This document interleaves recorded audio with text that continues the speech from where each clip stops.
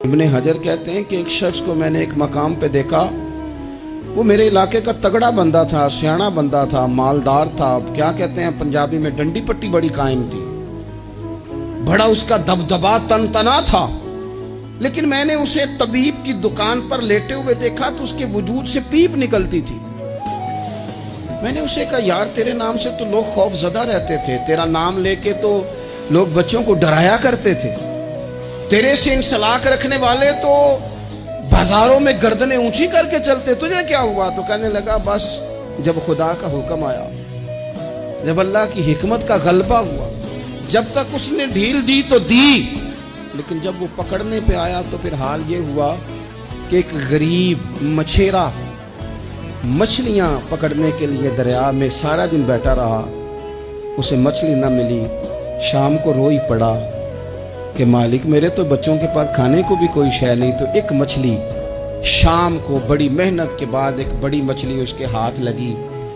ان دنوں نہ مچھلیاں ملتی تھی نہ گوشت ملتا تھا، وہ بیچارہ ایک مچھلی لے کے جا رہا تھا اپنے گھر کی جانب، تو سامنے اسے میں آ گیا۔ جو طریقہ ہوتا ہے، کدھر لے کے جا رہے ہو، کہاں سے لی ہے؟ تو کہتے اس نے کہا صاحب مجھے پتا ہے آپ مجھ سے چھین لیں گے، لیکن میرے بچے صبح سے بھوکے ہیں، یہی میرا روزگار ہے، آج مجھے کچھ نہیں میسر آیا،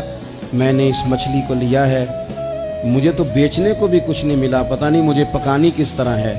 تو یہ ایک مچھلی میرے بچوں کی خوراک بنے گی، کل لوٹ لینا، پرسوں لوٹ لینا، تمہارا تو کام ہی لوٹنا ہے، چلو کچھ دن کے لیے ہاتھ روک لو۔ کہتے ہیں اس نے جب یہ کہا تو میں نے ایک تھپڑ مارا اور اس آدمی سے مچھلی چھین کر میں نے اسے پکڑ کے گھر لا رہا تھا، میں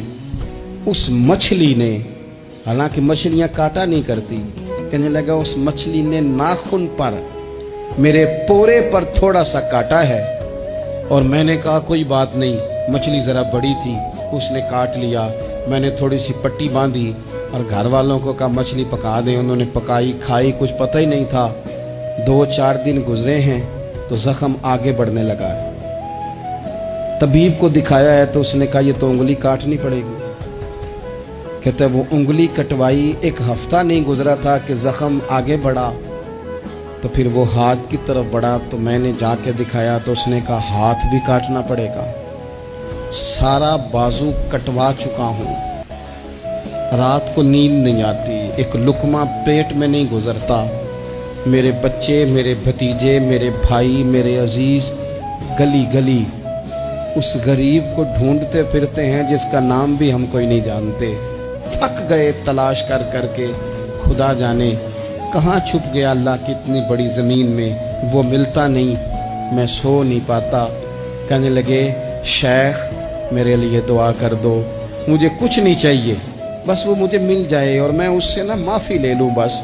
وہ مجھے معاف کر دے، 2 جملے معاف، جیسے بھی ہوگا میں منا لوں گا، بندہ درکار ہے۔ ابن حجر نے لکھا ہے، کہتے ہیں وہ تڑپتا رہا، روتا رہا، آہوزاری کرتا رہا،